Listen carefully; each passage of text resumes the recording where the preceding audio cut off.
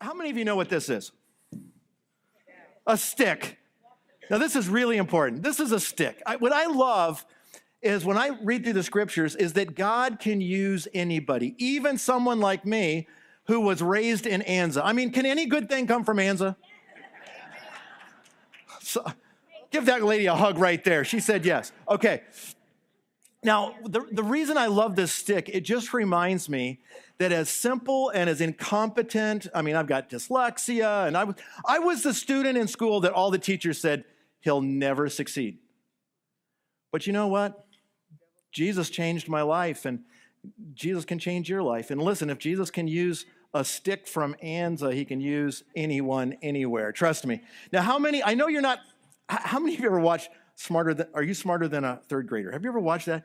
And you're going, wow, those third graders are like really smart.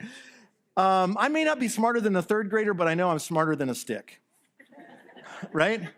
But if you think about it, God uses a stick to do amazing things in the Bible. Do you remember Aaron, Moses' brother, and he's standing before Pharaoh, the strongest and most powerful leader in the world at that time? And God says, throw your stick down. Boy, that sounds real tough. Throws his stick down and becomes a snake. Remember the bad guys that were working for Pharaoh?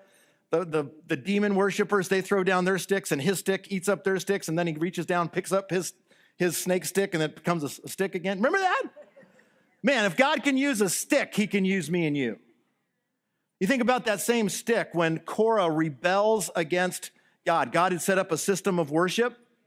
He didn't like it, and he was opposing it. Listen, he did that in the Old Testament. He's done it in the New Testament. And when Korah goes around the congregation of Israel and starts bad-mouthing Moses and Aaron, he gets together 250 guys to come against Moses. Do you remember that story? And Moses said, okay, you guys show up with your sticks tomorrow.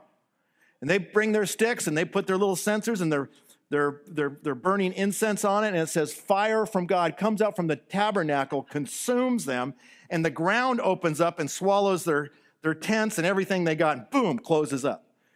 And then, yes, he is right, gone. And then he turns to the leaders of Israel and he says, everyone bring your sticks.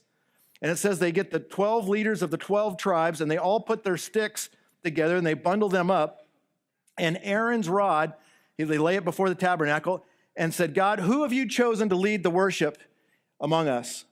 And you remember Aaron's rod buds. Now, how many of you know sticks don't bud, right? But God used a stick. And if God can use a stick, God can use you. If God can use a stick, God can use me. How many of you guys remember Balaam's donkey? Do you remember him? I mean, he was the prophet, and the bad guys went and offered him a bunch of money and said, come curse the people of God. And God said, don't go, don't go. And finally, he goes. Do you remember that? And he's riding his little donkey, and he's whipping his donkey. And finally, the donkey sits down, and he's whipping the donkey. And then he says, you dumb donkey. And the donkey says, I'm not a dummy. You're the dummy. And you remember the angel of the Lord had his sword drawn and was going to kill him. And the little donkey, the talking donkey, like Mr. Ed, you know, I remember that show. Anyways, ends up saving his life. Again, I may not be very smart, but I'm smarter than a stick. I may not be very good at things, but I'm probably smarter than a donkey. And listen, if God can use me, he can use you, and there's a place on the battleship. Friends, this is a battle between here and heaven, and our job is to honor Jesus Christ, be a blessing to one another, and that's what we're going to do.